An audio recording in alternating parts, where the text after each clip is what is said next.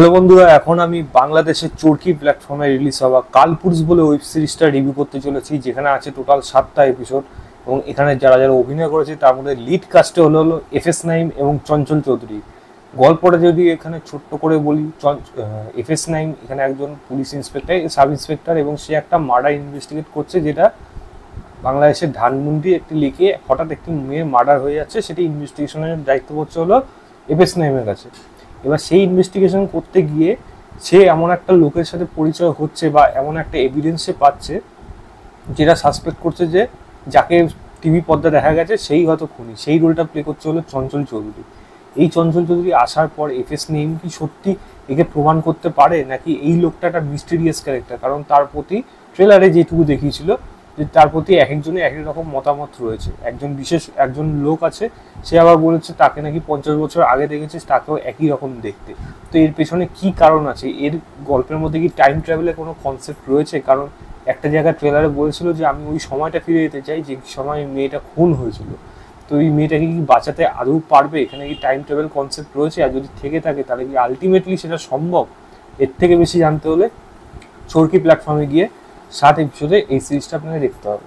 এবং সিরিজের মধ্যে ডেফিনেটলি কিন্তু বেশ কিছু ভালো দিক রয়েছে, কিছু তো খারাপ দিক রয়েছে, যেটা আমি পরে আলোচনা করছি। তো প্রথম যে আলোচনা করব তার জন্য প্রথম বলবো হলো এই সিরিজের পারফরমেন্স।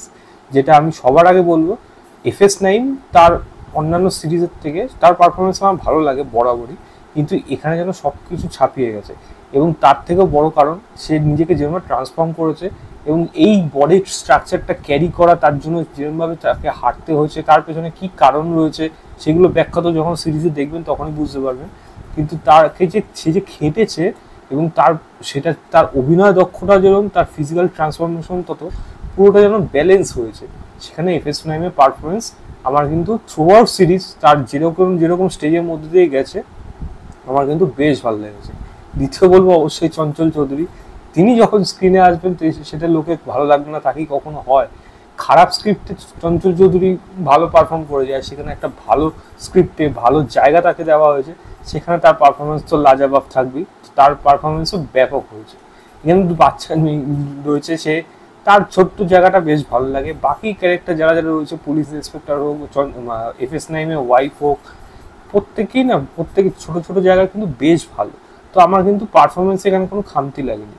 দ্বিতীয় বলবো হলো এর স্টোরি টেলিংটা, বিশেষ করে প্রথম দিকে গল্পটাকে খুব যেইটুকু ইনফরমেশন প্রয়োজন সেইটুকু দিয়েই কিন্তু এগোচ্ছে।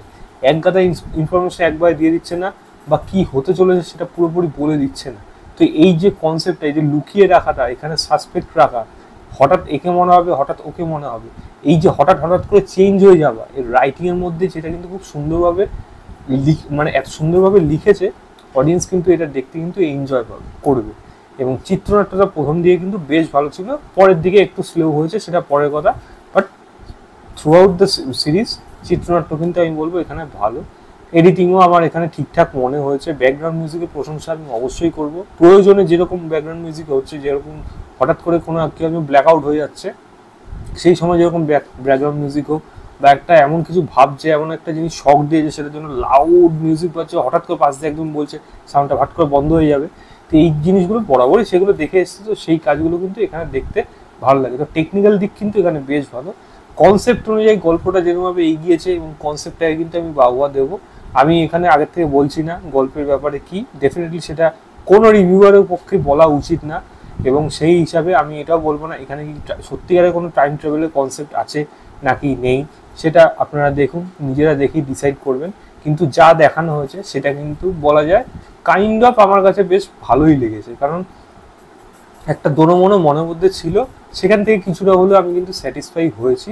এবং এরকম ধরনের কনসেপ্টের উপর সত্যি কিন্তু কাজ হয় না, বা হয়, সেইগুলোর ফলাফল কি হয় সেটা আপনারা প্রিভিয়াসলি অনেক কাজে দেখে থাকেন। এই কাজটা দেখুন, তারপরে আপনারা ডিসাইড করবেন কাজটা কীরকম হয়েছে। এবং ফাইনালি যে কনক্লুশন আমি যদি বলি, ক্লাইম্যাক্স, তো ডেফিনেটলি এইটা আমি বলবো ক্লাইম্যাক্স কিন্তু ভালো লাগবে। এবং সেই জিনিসটা যেখানে যেই ঘটনাটা ঘটবে সেটা কিন্তু প্রেডিক্টেবল আমি সেরকমভাবে বলবো না, সামান্য কিছু ধারণা থাকলেও কিন্তু সেটা কিন্তু আমি অ্যাটলিস্ট চট করে ধরে নেইনি না এইটাই হবে।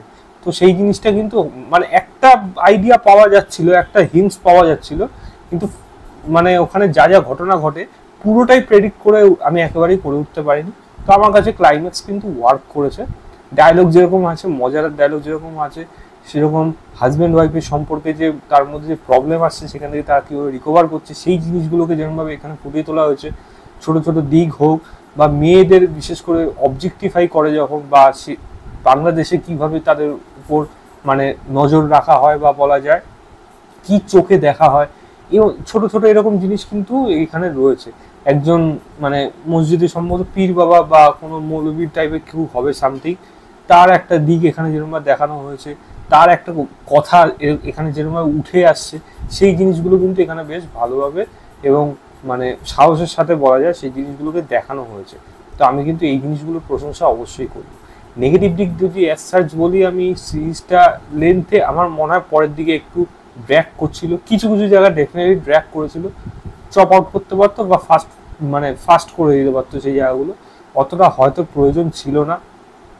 এবং গল্পের মধ্যে এমন একটা পয়েন্ট আছে যেই সময় একটা বড় একটা হিন্টস কিন্তু দিয়ে দেয়, হ্যাঁ, সেটা কিন্তু যদি ধরে নেন তাহলে না গল্পের যে পুরো মজাটা সেটা কিন্তু আস্তে আস্তে হারিয়ে যাবে, বা বলা যায় হারিয়ে যায়। আমার কাছে কিন্তু সেই জিনিসটা আমি কিন্তু ফাট করে ধরে নিয়েছিলাম যে এই জিনিসটা হবে, যেটা আমি ক্লাইম্যাক্সের কথা বললাম। তো সেই জিনিসটা যেহেতু ধরে ফেলতে পারছি, আমার মনে হয় সেই জায়গাটা একটু লুকিয়ে রাখলে ব্যাপারটা আরও অনেক বেশি ভালো হতো। কারণ এই সিরিজটা ডেফিনেটলি বাংলাদেশে অন্যান্য সিরিজ অবশ্যই ভালো হয়, তার মধ্যে কিন্তু একটা এক্সেপশনাল, পুরোপুরিভাবে দারুণ এক্সেপশনাল হয়ে যেতে পারতো। সামান্য কিছু খামতির জন্য এই সিরিজটা কিন্তু হয়ে উঠতে পারেনি, সেটা আমার মনে হয়েছে। বাট ডেফিনেটলি এটা একটা ভালো ওয়েব সিরিজ, আমি কিন্তু রীতিমতো এটাকে এনজয় করেছি। আমি এই সিরিজটাকে 3.25 দেবো, আউট অফ 5 বলবো।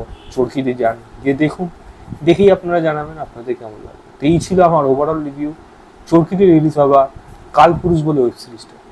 ভিডিওটা ভালো লাগলে লাইক, শেয়ার এবং চ্যানেলটাকে সাবস্ক্রাইব করে দেবেন। বাই।